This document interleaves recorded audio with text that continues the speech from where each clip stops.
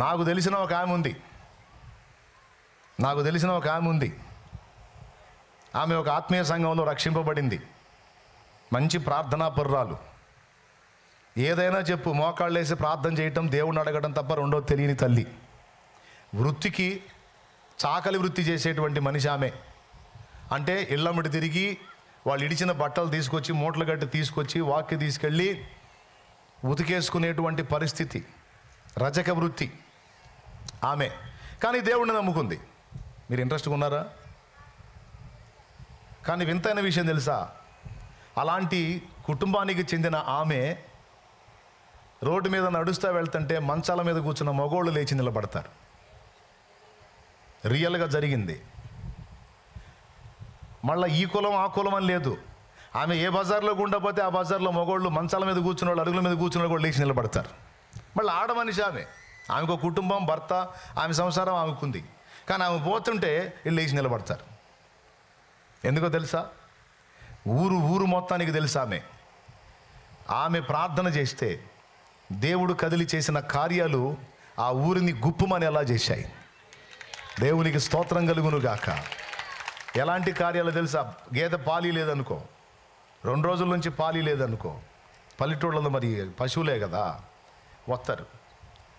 ఇట్లా గేదె పాలి ఇట్లేదంటే పోయిద్ది, దాని మీద చేయించిద్ది, నిలబడి ప్రార్థన చేసిద్ది, భారంగా ప్రార్థన చేసి కూర్చోమ్మా అంటుంది. కదలకుండా గేదె పాలు ఇచ్చిద్ది. ఇంక మళ్ళీ తినటం అనేది ఉండదు, సైలెంట్గా పాలు ఇవ్వాల్సిందే. తేలు కుట్టిందని వస్తారు, ఎగురుకుంటా. తేలు కుట్టితే ఎట్టుంటుంది తెలుసా మీకు? ఎంతమందిని కుట్టింది? చేతులు ఎత్త. భలే హాయిగా ఉంటుంది అంట తేలు కుడితే. నొప్పి, సలుపు, భయం ఉంటుందంట, ఎగరటమే. అప్పుడు తేళ్ళు ఎక్కువ. ఆ తేలు గుళ్ళు వస్తారు. వస్తే వాడు ఎగురుకుంటా వచ్చేవాడు కూడా. బాగా వినండి అమ్మ, ఆడవాళ్ళు వినండి, మగవాళ్ళు కూడా వినండి. ప్రార్థన చేస్తే జీవం ఎలా ఉంది, దైవ శక్తి ఎలా పనిచేసేది అనేది చెప్తున్నాను నేను. ఎగురుకుంటా వచ్చినవాడు కూడా నూనె తీసుకొని యేసు రక్తం చేయమని చెప్పని అక్కడ రాసి ప్రార్థన చేసి, అంతలావని ఎగిరేవాడు ఈ ప్రార్థన సరిగ్గా సైలెంట్గా కూర్చుంటాడు. అంతలావని ఎగిరేవాడు గందరగోళం అయిపోయాడు. ఈ ప్రార్థన ఆమేన్ అనేసరికి కదలకుండా కూర్చుంటాడు. తెలుసా? ఆ విషయం దిగిపోయింది. అలాగున ఆ ఊరు మొత్తంలో ఏ ప్రాబ్లం అయినా, జ్వరమైనా, రోగాలైనా, ఏ ఇబ్బంది అయినా సరే ఆమె దగ్గర రావటం, ప్రార్థన చేయించుకోవటం. భర్త గమనిస్తూ ఉన్నాడు. ఆయనకేమో యేసు ప్రభు తెలియదు. ఆయన ఏమనుకుంటున్నాడంటే మా ఆవిడ మంత్రగత్తి అనుకుంటున్నాడు. రోజు అడుగుతాడంట, ఆ మంత్రం ఎందుకు చెప్పవే నాకని. మంత్రం లేదు, పాడు లేదా, యేసునామంలో ప్రార్థన చేస్తానంతే, ఏ మంత్రం లేదు, పాడు లేదు, నా ప్రభు శక్తి వాళ్ళని తాగుతుంది, స్వస్థత పొందుతున్నారు అంతేనయ్యా అంటే ఎగిరితంతాడంట. తెలుసా? నా దగ్గర నాటకాలు ఆడతావే, భర్త దగ్గర దాచొచ్చా? నా దగ్గరే దాస్తున్నావు అంటే మామూలు దానివి కాదు, నువ్వు ఏం దాచావో నా దగ్గర అని కొట్టేవాడంట. మళ్ళీ ఎవడన్నా తేలు కుట్టినోడు వస్తే ఆయన కళ్ళ ముందే అక్క తేలు కుట్టింది అక్క అనుకుంటా వస్తే ఆమెతో నూనె రాసి ప్రార్థన చేస్తే ప్రార్థన ఆమెనైనా సరిగ్గా తగ్గిపోతుంది. మళ్ళీ బాత్రూంలో బకెట్ తీసుకెళ్ళి నీళ్ళు పెడతాడంట. ఆమె పోసుకునేటప్పుడు ఆమె బకెట్ నీళ్ళు తీసుకెళ్ళి, ఇదిగో నీ భర్తను అయి ఉండి నేను నీళ్లు మోస్తున్నాను, ఆ మంత్రం ఎందుకు చెప్పవే అంటాడంట. అప్పట్లో ఈ మంత్రాలు ఉండే ఆయన ఏమనుకుంటున్నాడంటే ఆవిడ మంత్రగత్త అనుకుంటున్నాడు. ఆమె చెప్పింది ఒకటే సమాధానం, ఏ మంత్రం లేదయ్యా, ఏ తంత్రం లేదు, నా ప్రభు నామంలో శక్తి అయ్యేది, యేసు నామంలో ఉన్న బలం అది, ఆ నామం అన్ని నామముల కంటే పైనామము, ఆ నామం ఎత్తి ప్రార్థన చేస్తే దానివల్ల జరుగుతున్న ప్రభావం ఇది. నీకు అర్థం కావట్లేదు నేను చెప్పినా, నాకు మంత్రాలు తెలియచావయ్యా, నేను అసలు ఆ సెక్షన్ నాది కాదు అని ప్రార్థన చేసుకునేదాన్ని, నాకేం తెలుసా ఈ మంత్రతంత్రాలు. మళ్ళీ పటాపటా కొట్టేవాడు, నా దగ్గర దాస్తావని. ఒకరోజు పొలానికి వెళ్ళాడు, బామ్మర్ది వరుస అయ్యేవాడిని తీసుకొని పొలానికి వెళ్తే ఆ పొలంలో పని చేస్తుంటే ఆ పని చేసేటప్పుడు ఈ బామ్మర్ది వరుస అయ్యేవాడికి మండ్రగబ్బ కుట్టింది. వాడు ఎగటం మొదలు పెట్టాడు, బాగా అయిపోయింది నా పని అని. కొంతమందికి ధనుర్వాతం అనే జబ్బు ఉంటుంది. కాస్త ఇట్లాంటి వాతపు ఒళ్ళు ఉన్నోళ్ళు, ఇట్లాంటి జరిగినప్పుడు ప్రాణాలు కూడా పోయే అవకాశం ఉంటాడు. తలకిందులు అయిపోయి కళ్ళు తేలేసాడు. ఏందిరా ఇది పుట్టింది బావా అని చూస్తే అది మండ్రగబ్బ. అది ఏం కాదురా అంటే ఇటు తేలేస్తున్నాడు కళ్ళు. అయిపోయింది బావ, నేను బతకను బావ అని చెప్పి తీసుకెళ్ళి చెట్టు కింద బండేసి, ఇంటికి పోదాంరా, మీ అప్పగా అప్ప ఏదో అంటదరా, 4 ముక్కలు అంటది, ఊరకనే దగ్గర ఎందుకు భయపడతావు అంటే, ఏ కాదు బావా, ఆడదాకా వచ్చే పరిస్థితి లేదు, నా పని అయిపోయింది అంటున్నాడు. అప్పుడు ఏం చేయాలా, ఈయనకి అర్థం కాక ఆ తలగొడ్డు తీసి, ఆ పారాడబడేసి తలగొడ్డు తీసి మెడలో వేసుకొని, కాలువలు పడతాయిగా పొలాల్లో, ఆ కాలువ దగ్గరికి వెళ్ళి కాళ్ళు చేతులు కడుక్కొని దోసెడితో నీళ్లు తీసుకొచ్చి ఆడికి ఏడైతే తేలు గుట్టిందో ఆడబోసి వాళ్ళ ఆవిడ మోకాళ్ళు వేసిద్దిగా, అట్నే మోకాళ్ళు వేసి అప్పుడు ప్రార్థన చేస్తున్నాడంట. ఏమన్నా తెలుసా, నా భార్య దేవుడైన యేసు ప్రభువా, నా భార్య దేవుడైన యేసు ప్రభువా, నీకు ఎట్ట చెప్పాలో ఏం చేయాలో నాకైతే తెలియదు, ఆ అమ్మకి తెలుసు, నాకు తెలియదు. వీడు చచ్చేటట్టు అదురుపోయి, దయచేసి ఇన్ని బాగు చేయి, ఇన్ని స్వస్థపరచు, వీడికి ఆ విషయం విరిగిపోవాలి యేసు ప్రభువా, యేసు ప్రభువా అని చెప్పని ఇక మొత్తుకుంటున్నాడు. అది ఇంత వాడు నిద్రపట్టాడు.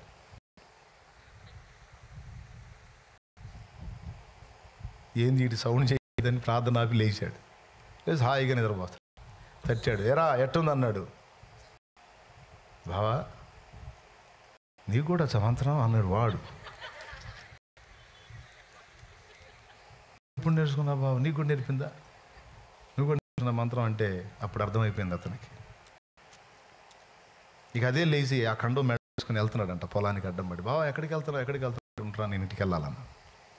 ఏడుస్తున్నాడు, ఏడుస్తా వెళ్తున్నాడు.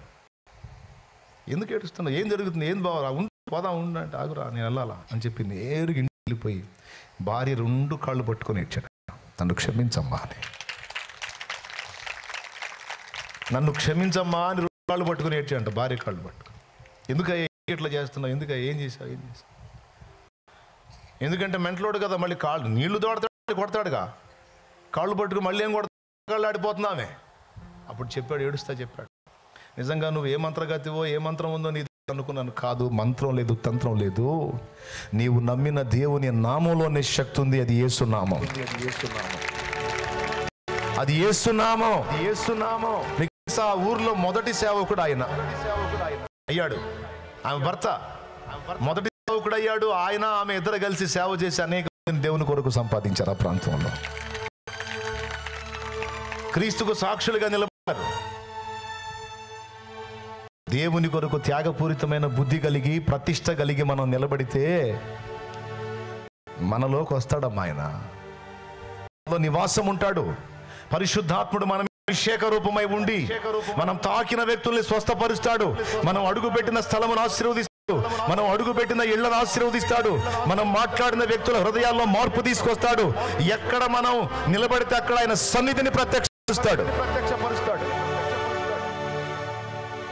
సచ్చినా బతికినా అలాంటి బతకాలి. సమాజానికి 10 మందికి దీవెనకరంగా 4 ఆత్మల్ని రక్షించే విధంగా బ్రతకాలి. ఎవరికి ఉపయోగం లేని బతుకు ఎందుకు? సరైన భక్తి ఆత్మీయత లేని బతుకు ఎందుకు? ఈరోజు ఈ మెట్టులో మనం రావడానికి ముందు మనం ఏం చేసుకోవాలని చెప్తున్నాను. త్యాగానికి సిద్ధపడాలి, తెగించడానికి సిద్ధపడాలి. మనం ప్రతిష్ఠితులం కావాలి. ఏం కావాలి మనం? మనల్ని మనం ప్రతిష్ఠ చేసుకోవాలి, తెగించాలి. రోడ్డు పక్కన అడుక్కుంటున్నాడు కళ్ళు లేనివాడు. జనసమూహం గుంపులుగా పోతా ఉన్నారు రోడ్డు. కళ్ళు లేని వాళ్ళకి చెవులేగా పనిచేసేదే. ఎప్పుడు ఇంతమంది గుంపు రోడ్డు మీద పోవటం నేను చూడలేదు బాబు. అయ్యా ఇంతమంది గుంపులు వెళ్తున్నారు, ఏం జరుగుతుందయ్యా, ఎవరు పోతున్నారు? వాళ్ళలో ఒకడు అన్నాడు, నీకు తెలియదా, నజరేయుడగు యేసు ఈ మార్గాన పోతున్నాడు. యేసు ప్రభువా? ఇప్పుడు నా ముందు పోయింది యేసు ప్రభువా అని నిశ్చేష్టుడైపోయి, అయ్యా ఎంత దూరం పోయి ఉంటాడు అని అడిగాడు. దాటిపోయాడు, చాలా దూరమే పోయాడు, నీకు అందడు. వేసాడు కేక. దావీదు కుమారుడా, దావీదు కుమారుడా యేసు, నన్ను కరుణించయ్యా, నీకోసమే నేనున్నాను. ఏ ఆశ లేదు, ఇంకా నాకు వేరే నిరీక్షణ లేదు. అంధకారం అయిపోయిన నా జీవితాన్ని ఏనాటికైనా నువ్వు వస్తావు, వెలిగిస్తావని ఎదురు చూస్తా ఉన్నాను. నా దాకా వచ్చి దాటిపోతున్నావా? ఈ గుడ్డోడు నీ కనపడలేదా? ఈ బలహీనుడు నీ కనపడలేదా? ఈ అవమానాల్లో బతికేవాడు, ఈ దరిద్రుడు, ఈ దీనుడు నీ కనపడలేదా? నా దాకా వచ్చి నన్ను దాటిపోతావా ప్రభు? వేసాడు, కేకలేస్తా ఉన్నాడు. కేకలేస్తూ ఉంటే కొంతమంది వచ్చారు. కొంతమంది వచ్చి, రేయ్ గుడ్డోడా, నోరుమై, ఆపురా నీ అరుపులో, అయ్యా ఆయనకి వినపడవు, చాలా దూరం వెళ్ళాడు, నోరుమై ఆపో అని కేకలేస్తున్నారు వీళ్ళు ఆడి మీద. వాడేం చేశాడు తెలుసా? అడుక్కునేవాళ్ళు మనం గెదింతే లోపడతారు, ఎందుకంటే మనం భిక్షం ఏమేమో అనే భయం వాళ్ళకి. ఏమండి, ఇంట్రెస్ట్గా వింటున్నారా? వాళ్ళకి మనం భిక్షం ఏమేమో అని భయపడి మనం గదింతే వాళ్ళు ఆగిపోతారు. కానీ ఈరోజు అతని నిర్ణయం అతని లైఫ్నే ఒక ఆశ్చర్యకరమైన మలుపులోకి తీసుకెళ్ళిద్ది. ఇప్పుడు అతను ఏం చేయాలి అంటే తెగించాలి. ఈ రెండు ఆప్షన్ లేదు. ఒకటి, శాశ్వతంగా గుడ్డి బతుకు బతకడానికి ఫిక్స్ అయిపోవాలి, లేదా ఏమైతే అది అయింది, వీళ్ళు భిక్షం వేస్తే వేశారు, పట్టించుకుని లేకపోతే లేదని తెగించాలి. వాడు రెండో చేశాడు. ఏం చేశాడు తెలుసా? తెగించేశాడు. ఇంకా పెద్ద కేకలేశాడు, దావీదు కుమారుడా నన్ను దాటిపోకయ్యా, నజరేతువాడా నన్ను విడిచిపోకయ్యా,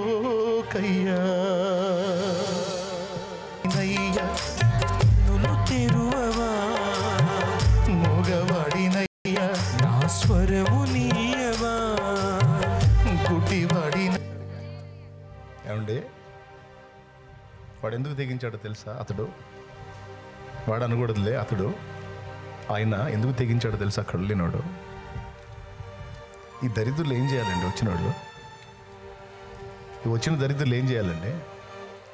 స్వస్థపరిచే దేవుడు సమీపంలో ఉంటే, అరే రే రే రే రే వీడు గుడ్డోడురా, ఆ గుడ్డోడు కళ్ళు తెరిచేవాడు, ఆయన పోతున్నాడు, ఈ తిక్కులోడు చూడలేదనుకుంటా, కళ్ళు లేవుగా, మనమన్నా తీసుకెళ్దాం, ఆ యేసుప్రభుని ఆపండిరా, వేయండిరా, కేకేయండిరా, మనం వరుద్దాం, పాండిరా, ఆయన ఆపండిరా, వీడిని తీసుకెళ్దాం ఆయన దగ్గరికి అనుకోవాలి కదండి.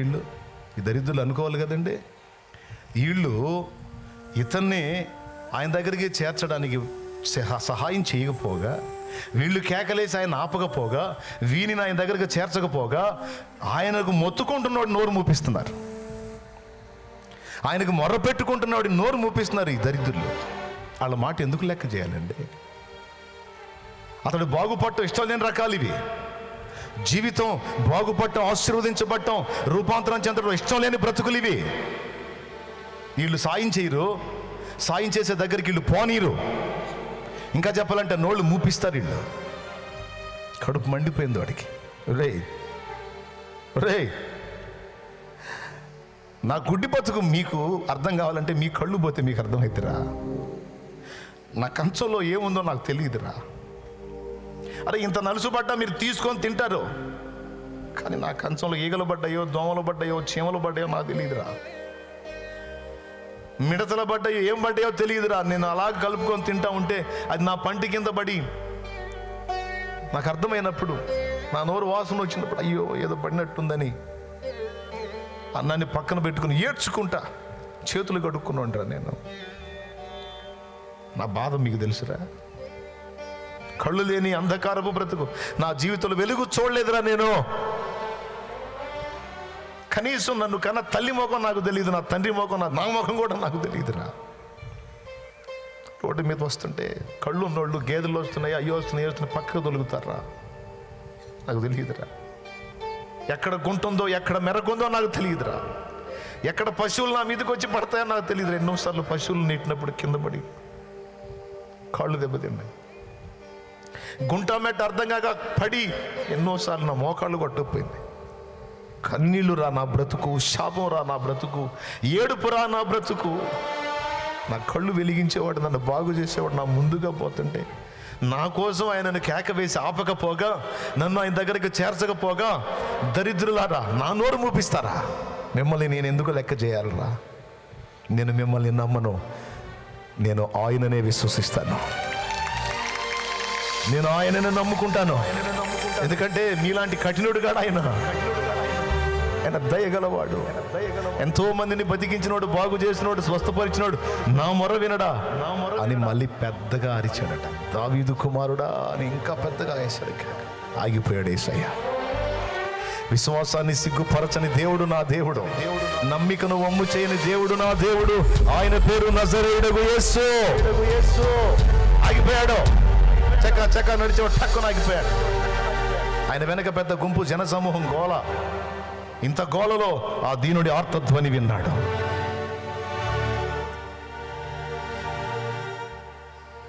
ఆగి అటు చూపించి వారిని నా యొద్దకు తీసుకుని రండి అన్నాడు. అప్పుడు దాకా గెదివినోళ్ళు లేదు, అప్పుడు దాకా నోర్మై గుడ్డోడా అని అరిసినోళ్ళు లేదు. బాయ్ ఆయన ఆగాడు, ఆయన నీకోసం రమ్మంటున్నాడు. పద పాపం, పద పాపం, కళ్ళు లేనోడు బాగు చేస్తాడులే, పద. ఒరే అప్పుడు అంతకుముందే గదివి తిరిగదురా, అంతకుముందే గోల్ చేసి తిరిగి గందరగోళం చేస్తే నోరుమై నీకు భిక్షమేమంటే. ఇప్పుడే ఆయన ఆగేసరికి, నా కోసం ఆగేసరికి దయ కలిగిందా నా మీద? సర్లే పని. ఆయన నిన్ను పిలుస్తున్నాడు, నీ కోసం ఆగాడు అనేసరికి ముందు ఏం చేశాడో తెలుసా? ఫస్ట్ కేకేశాడు. కేక వేయటానికి తెగించాడు, ఆర్తధ్వని చేశాడు. దాన్ని అడ్డగించే వాళ్ళు వస్తే వాళ్ళకి ఎదిరించి తెగించి ఇంకా ఆర్తధ్వని ఎక్కువగా చేశాడు. యేసు నీ కొరకు ఆగాడు, నిలిచున్నాడు అన్న విషయం తెలుసుకుంది. రెండో పని ఏం చేశాడో తెలుసా? చేతిలో ఉన్న కర్ర పరుచుకొని అడుక్కుంటాడు కదా బట్ట, అప్పటిదాకా ఆ గుడ్డితనానికి ఆధారమైనవి ఏవైతే ఉన్నాయో వాటిని ఇస్సిరి అవతల పడేశాడు. ఎందుకో తెలుసా? విన్నాడు నా ఆర్తధ్వని, వస్తాయి నా కళ్ళు. విన్నాడు నా ఆర్తధ్వని, ఆగాడు నా ప్రభు. మారితే ఇక నా జీవితం మారిపోయింది. ఇక నా జీవితం కళ్ళు వచ్చినప్పుడు కదా అవన్నీ పారేయాల్సింది. ఒక్కసారి ఆలోచించండి, కళ్ళు వచ్చినప్పుడు కదా అవన్నీ పారేయాల్సింది. ఇదేంది రాకుండానే పారేశాడు? ఒకవేళ ఆయన కళ్ళు ఇగిపోతే ఏమైంది? ఆ అనుమానం అతనికి లేదు, ఆ అనుమానం అతనికి లేదు. విశ్వాసం ఉంది. ఈరోజు మనలో అలాంటి నిశ్చయిత ఎంతమందికి ఉంది? ప్రార్థన చేసి ఆర్తధ్వని చేస్తాం, ఆర్తధ్వని ఆయన దగ్గరికి వెళ్ళింది, జవాబు వచ్చింది ఖాయము అనే నిశ్చయితతో వాడు తెగించినట్టు తెగించే వాళ్ళు ఎంతమంది? 3 తెగించాడు. మొట్టమొదటిది దాటిపోయాడు, ఇంకేం అందుతాడు అనుకోలేదు. వేద్దాం కేక, వినపడ్డ కాడికి వినపడిద్దని పెద్దగా కేక వేయటానికి తెగించాడు. రెండవది అడ్డగించే వాళ్ళని ఎదిరించడానికి తెగించాడు. మూడవది ఆ పాత స్థితిని, ఆ పాత గతిని, ఆ పాత అనుభవాల్ని విసర్జించడానికి ఇష్టపడ్డాడు. పాత అనుభవాలని, ఆ పాత శాపగ్రస్తమైన జీవితాన్ని ఇక నాకు అక్కర్లేదు, నా ప్రభు నా స్వరం విన్నాడు, నా కోసం ఆగాడు, నేను ఆయన దగ్గరికి వెళ్ళిపోతాను, నేను ఆయన దగ్గరికి వెళ్తాను. నా జీవితం విప్లవాత్మకంగా మార్చగలిగే సమర్థుడు నా కోసం నిలబడ్డాడు, నేను ఆయన యందు విశ్వాసం ఉంచుతున్నాను, నేను ఆయన మీద ఆనుకుంటానని ఈ ప్రాచీన అనుభవాలన్నీ విసర్జించాడు. ఈరోజు ఇక్కడ కూర్చున్న మీతో నా దేవుడు మాట్లాడుతున్నాడు. ఇక్కడ కూర్చున్న మీతో నా తండ్రి మాట్లాడుతున్నాడు. ఈరోజు నీ కోసం ఆయన నిలిచున్నాడు. ప్రభువుకి నువ్వు కావాలి, ప్రభువుకి నువ్వు కావాలి. నీ జీవితం ఆయనకు అందుబాటులోకి వస్తే ఆయన రక్తంతో నిన్ను కడిగి పరిశుద్ధపరిచి నూతనమైన జీవాన్ని నీకు ఇచ్చి సమాజానికి ఆశీర్వాద కారణంగా, సమాజానికి దీవెనకరంగా, అనేక మందికి నువ్వు ఒక ఆశీర్వాదంగా మారేటట్టు నిన్ను చేయడానికి నా ప్రభు నీ కోసం ఎదురు చూస్తున్నాడు. నా ప్రభువుకి నువ్వు కావాలి అంటున్నాడు ఆయన. తెగించగలవా యేసయ్య కోసం? ప్రాచీన జీవితాన్ని విసర్జించి నూతన జన్మ అనుభవంలోనికి రావడానికి తెగించగలవా? నీ జీవితాన్ని యేసు ప్రభు చేతికి అప్పగించడానికి తెగించగలవా? నా యేసు ప్రభు మాట విని ప్రతిష్ఠితుడవై, ప్రతిష్ఠితురాలివై, పవిత్రత కలిగి అనేకుల కొరకు ప్రార్థన చేసే వ్యక్తిగా, సమాజాన్ని వెలిగించగలిగే వ్యక్తిగా నిన్ను నువ్వు ప్రతిష్ఠ చేసుకోవడానికి తెగించగలవా? నువ్వు అలా తెగించి నిలబడితే నిన్ను వెలిగించడానికి నా దేవుడు సిద్ధం. 2006వ సంవత్సరంలో నేను నిలబడ్డా. నా ప్రభువా, ఇదిగో నేను సిద్ధపడుతున్నాను ప్రభువా, నువ్వు చెప్పిన వాటన్నిటిని నెరవేర్చడానికి నేను తెగిస్తున్నాను తండ్రి అని నిలిచాను. ఆ రోజు నుంచి ఈ రోజు దాకా ఆయన కృపతో నన్ను నింపి ఆయన దయతో వాడుకుంటున్నాడు నా ప్రభు. హల్లెలూయా. దానికంటే ముందు ఒకదానికి తెగించాను. నా కుటుంబ సభ్యులు ఎవరు మారలా. 2002 ఏప్రిల్ 17వ తారీఖున యేసు ప్రభుని నా సొంత రక్షకునిగా అంగీకరించి మారు మనసు పొంది పాప క్షమాపణ నిమిత్తం బాప్తిస్మం పొంది నా పాపిష్టి జీవితాన్ని కడిగేసుకొని క్రొత్త జన్మ అనుభవంలోనికి రావడానికి తెగించాను. అది మొదటి తెగింపు. నా ఫ్యామిలీ ఏమనుకుంటారో, నా ఫ్రెండ్స్ ఏమనుకుంటారో, ఎవడేమనుకుంటాడో, నా బంధువులు ఏమనుకుంటారో తీసి అవతల పెట్టేశా. 25-30 మొక్కులు ఉన్నాయి దాదాపు. తీర్చాల్సిన మొక్కులు ఒక్కటి కూడా తీర్చలా. మారు మనసు పొందని యేసు ప్రభు నిజమైన దేవుడు అని అర్థమైపోయింది. నా పాపములన్నిటినీ కడగటానికి ఆయన తన రక్తాన్ని నా కోసం చిందించాడని అర్థమైపోయింది. ఈ భూమి మీద అనిపించే శ్రమలు కాదు, ఇంతకంటే ఘోరమైన శ్రమ నరకాగ్ని అని అర్థమైంది. ఆ నరకం నుంచి నన్ను కాపాడటానికి, నాకు మనశ్శాంతిని ఇవ్వడానికి, నిత్యరక్షణ ఇవ్వడానికి, నా పాపాలన్నీ తన మీద వేసుకొని మోయడానికి యేసు ప్రభు మహిమను వదిలిపెట్టి భూమి మీదకి వచ్చి నా కోసం అరికాల మొదలు నడినెత్తి వరకు, శిర మొదలుకొని సిరి పాదం వరకు సర్వ శరీరము రక్తసిక్తమై ప్రాణం పెట్టి తిరిగి లేచాడని నాకు అర్థమైపోయింది. ఆయన రక్తంలో నా పాపాలు కడుక్కుంటే నాకు నిత్య జీవం, బ్రతుకులో శాంతి, జీవితానికి విలువ అన్న సంగతి నాకు అర్థమైపోయింది. మారు మనసు పొంది పాపక్షమాపణ నిమిత్తం బాప్తిస్మం పొంది నా జీవితాన్ని ఆయన చేతికి అప్పగించాను. వినండి, నేను తెగించినటువంటి తెగింపు నాకు వ్యర్థం కాల. సరైన టైంలో నేను తీసుకున్న సరైన నిర్ణయం నా లైఫ్ని ఆశ్చర్యకరమైన మలుపు తిప్పి నా బ్రతుకును ధన్యం చేసింది. కొడితే గట్టిగా. ఈరోజు ఇక్కడ బాప్తిస్మం పొందిన వాళ్ళు ఎంతమందో చేతులు ఎత్తండి. పొందిన వాళ్ళు దించండి. నేను ఇంకా బాప్తిస్మం పొందలేదన్నా, నా జీవితాన్ని యేసయ్య చేతికి ఇంకా అప్పజెప్పలేదన్నా అన్నోళ్ళు చేతులు ఎత్తండి. నేను ఇంకా పొందలేదన్నా, రక్షణ పొందలేదు, బాప్తిస్మం పొందలేదు, నా జీవితాన్ని నా ప్రభు చేతికి అప్పజెప్పలేదు, ఇంకా రక్షింపబడలేదన్నా అన్నోళ్ళు చేతులు ఎత్తండి. ఈరోజు మిమ్మల్ని స్ట్రైట్గా అడుగుతున్నాను, నిత్యం మండే నరకాగ్ని ఉందని నీకు తెలుసా? ఆ నరకం నుంచి నిన్ను కాపాడటానికి యేసు ప్రభు నీ కోసం ఎంత త్యాగం చేశాడో తెలుసా? ఎవరైనా ఒక చేతిని రాయి మీద పెట్టుకొని ఇంకో రాయితో చేతిని పచ్చడిగా నల్లగొట్టుకుంటే అతన్ని మనం ఏమంటాం తమ్ముడు? పిచ్చోడు అంటాం, మంచోడు అంటాం? పెద్దగా చెప్పండి. మరి పిచ్చి బట్టి యేసయ్య ఒళ్ళంతా పచ్చడి చేసుకున్నాడా? మైండ్ పోయి చేసుకున్నాడా? మనసు బాగలేక చేసుకున్నాడా? మెంటలేకి చేసుకున్నాడా? ఎందుకండి అరికాలు మొదలు నడినెత్తి వరకు, శిర మొదలుకొని సిరిపాదం వరకు రక్తసిక్తం అయ్యాడు? ఎందుకో తెలుసా? నీ కోసం, నా కోసం నోరు తెరుచుకొని ఎదురు చూస్తున్న నరకాగ్ని నుంచి మనల్ని కాపాడాలి. ఆయన మనల్ని ప్రేమిస్తున్నాడు. ఆయన రక్తం చిందించకపోతే, మన పాపాలు కడిగేసుకునే దారి ఆయన ఇవ్వకపోతే, మన పాపాలు ఆయన నెత్తినెత్తుకొని ఆయన మొయ్యకపోతే మనలో ఒక్కడు కూడా నరకం తప్పించుకోడు. ఆ నరకం నుంచి నిన్ను నన్ను కాపాడటానికి తన ప్రాణాన్ని పణంగా పెట్టాడు నా యేసయ్య. హల్లెలూయా, హల్లెలూయా. ఇప్పుడు ఆయన ఇచ్చిన రక్షణ పొందకపోతే నష్టం ఎవరికి? యేసు ప్రభుకా లేకపోతే నీకు నాకా? నష్టం ఎవరికి? మరి ఇన్నాళ్ళు ఎందుకు తెగించలేకపోయావు రక్షణ పొందడానికి? ఒకవేళ నీకు అర్థం కాక తెగించలేదా? మరి ఈరోజు అర్థమయ్యేటట్టు చెప్పాక ఈరోజు తెగించగలవా? నేను బాప్తిసం పొందినప్పుడు స్పేర్ బట్టలు కూడా తీసుకెళ్ళలా. ఇట్లాంటి కూటానికి పోయా. దేవుడి కృపలో అవకాశం వచ్చింది, నేను కూడా సిద్ధపడ్డా.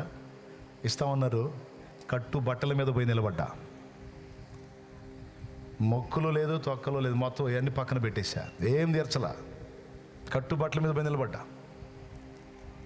ఇదే ఎండజాం ఇచ్చారు బాప్తీసం. పోయింది నా దరిద్రం, పాపిష్టి బతుకంతా. వాడు ఏం చేశాడు, ఆ పాత జీవితపు ఆ కర్ర, ఆ జోలే, ఆ సంచి, ఆ చిప్ప, ముష్టి మొత్తం ఇసురవతల పడేసి క్రొత్త జీవితం అనుభవంలోనికి ఏసై దగ్గరికి వచ్చాడు కదా. ఏసై దగ్గరికి వచ్చినప్పుడు అవన్నీ విసర్జించాడు కదా. విసర్జించి వచ్చి యేసు ప్రభుకు తను అప్పగించుకుని నిలబడ్డాడు కదా. అప్పుడు ఏసై ఏం చేశాడు తెలుసా? నేను నీకేం చేయగోరుతున్నావు ప్రభువా, నేను చూపు పొందగోరుతున్నా, నీవు కోరినట్లే నీకు అగును కాకపో అన్నాడు. పుట్టింది మొదలుకొని గుడ్డివాడైన మనుషుడి కళ్ళు వెలిగించబడ్డాయి. 2 కళ్ళు చూపు పొంది వెలిగించబడ్డవాడై, స్వస్థత పొందినవాడై అనేక మందికి వెలుగుగా మారాడు ఆయన. దేవునికి స్తోత్రం కలుగునుగాక. మీకు తెలుసా, దైవ జనుడయ్యాడు తర్వాత ఆయన. ఆ కళ్ళు వెలిగించబడ్డాడు. ఈరోజు మీ అందరికీ చెప్తున్నాను, రక్షణ పొందిన వాళ్ళు దేవుని కోసం ఒక ప్రతిష్ట కలిగిన జీవితం జీవించాలనుకుంటే నీ వల్ల సమాజం దీవించబడిద్ది, నీ కుటుంబం ఆశీర్వదించబడిద్ది, నీ కుటుంబంలో శాపం తొలగిపోయిద్ది.